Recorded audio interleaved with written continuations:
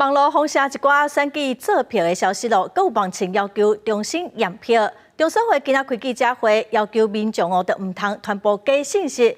中选会主委李进勇嘛强调讲，只要发现认定讲有选务人员违法作票，伊甲副主委就马上辞职落台。总统大选结束，不过伫网络顶却一直流传那像选举作票的影片，甚至有网红转传。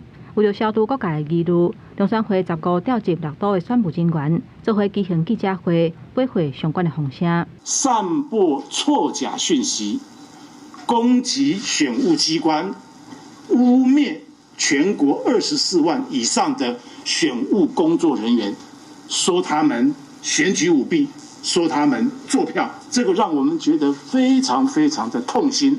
中选会呼吁民众唔通阁攻击选务机关。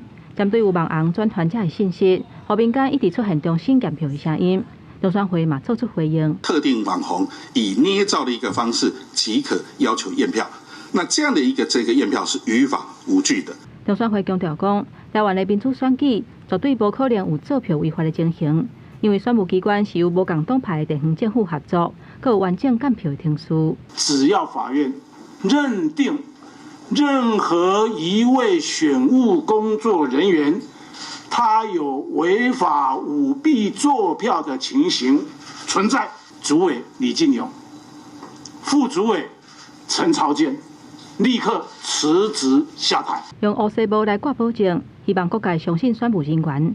中选会强调讲，针对网红的行为，嘛请民众协助收集相关的事证，交予中选会，转予司法机关依法来办理。记者综合报道。